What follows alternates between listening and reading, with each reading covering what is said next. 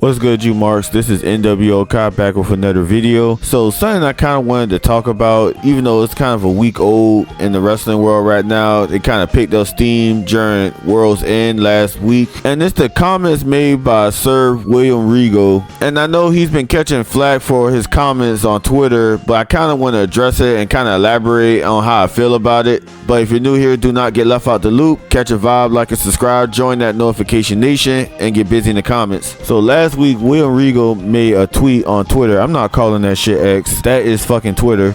William Regal made a tweet. I stayed off here, but alerted to something today that has alarmed me. I don't read comments, so don't waste your time by trying to argue or justify your very wrong opinion of this. I broke my neck twice, 93, in ring and a car wreck in 97, and stupidly never told anyone. And I was taught properly how to bridge and not land on the top of my head. It's a skill that maybe 99.9% of people don't know or ever will learn anymore. I kept going somehow, but knew all the tricks that, again, people don't learn now and watch film and just copy.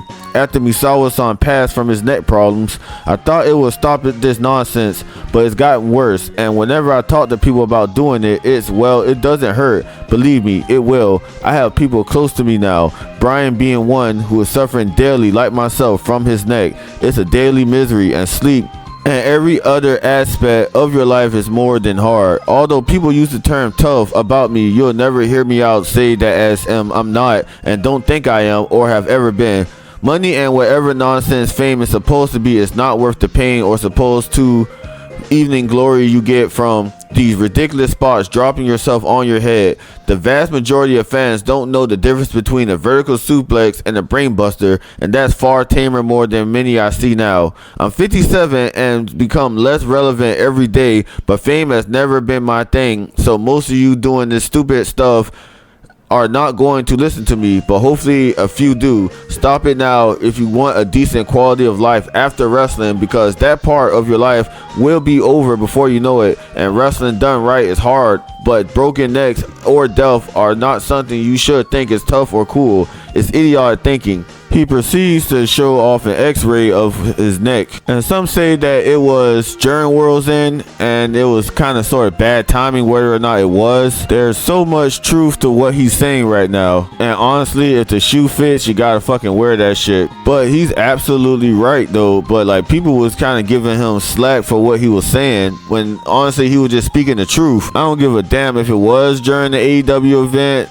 but man, we gotta kind of slow it down a little bit, because one thing I do want to say, one of my biggest criticisms that I want AEW moving forward is they gotta slow it down with these high spots. Now, it's okay for if the story permits it and like bust out a move here and there, but there's a reason why WWE has a banned move list. It prevents unnecessary and random injuries, and honestly, they just gotta slow that shit down if they really want to have a long career. Pretty much what William Regal was saying, they will have a long career and then be able to like move around with no issue when they're older. Like, there's been plenty of times where an AEW wrestler would do an unnecessary spot and then they're put on the shelf for a very long period of time, and that shit takes a toll on your body. And then what if you do some type of crazy move or you do some type of crazy spot and it ends up shortening your career, like you be in a wheelchair, you gotta retire early, or shit, it may fucking kill you. So there was no cap in his rap, and then he brought receipts to why they gotta chill out with the crazy moves, and people went after him after that. Like, Darby Allin is a great example of somebody who needs to slow the fuck down and actually start doing crazy ass shit. And Darby Allin is my guy. And that episode of AEW Collision last year, well, 2024, goodness gracious, I forgot we're in the new year already, but it was the episode of Collision when they were in the Hammerstein ballroom, and it was during the Continental Classic, and it was Will Ospreay and Darby Allin. Damn, that match was tough. There was like a spot in that match where like Will Ospreay caught Darby Allin's foot, but like Darby Allin did like a backflip counter, and I think Will Ospreay just hit the hitting blade out of nowhere. I don't see this nigga Darby Allin get thrown downstairs. I don't see him get thrown outside the ring onto the announce table. I don't see him jump off the top of a ladder on top of a bunch of chairs. There was like this one instance where he had like a skateboard and he pretty much like jumped on somebody with the skateboard on. That shit was kind of tough. Dangerous as hell, but that shit was kind of tough. While I'm on the subject, let's talk about Will Ospreay. He's out for an injury because of just doing like just crazy ass shit. And Will Ospreay is another one that I loved watching on AEW. But I've been saying for the longest that Buddy needs to slow it the hell down. And he has his fair share of neck issues. I think he's actually out right now for a neck issue. Then you have Swerve, who not too long ago just came back from an injury. But then you got BBC Mox. That nigga just been doing all type of crazy shit. I remember last year the shit where he had the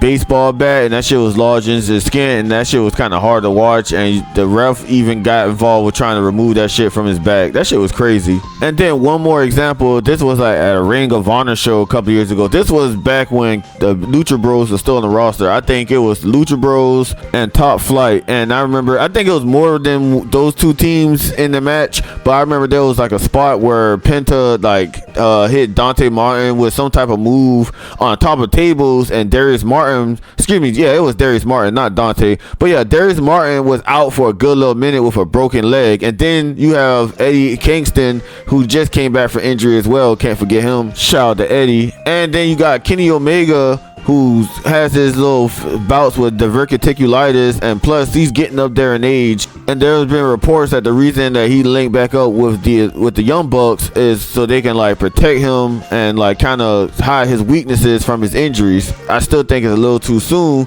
for the Bucks and Kenny to be friends again from a storyline perspective, because they did jump this nigga on live television and on his birthday was talking cash money shit. And then like this just came to me at the top of my head also too. And then there was that spot where Adam Copeland was out for a little minute where he took like a leg drop off the top rope thinking he was still young as hell again, and he was out for a good little minute. And I'm not saying AEW can't get booked and go hardcore, I'm not saying that shit, but I feel like it has to make sense for you to have to pull out all these crazy moves and all these crazy spots. But I just feel like, man, like if you want to have a long career, I feel like you got to have a safe style. You're a pro wrestler, so the likelihood of you getting injured is pretty freaking high. But I feel like the likelihood of you getting injured on the regular can be prevented if you do your part and work safe. But yeah, that also depends on the opponent too. But because you got a nigga like Bret Hart who pride himself throughout his entire career to working safe and making sure he protect his opponent but still at the same damn time making the match look real, only to get injured by Goldberg and having to end his career allegedly.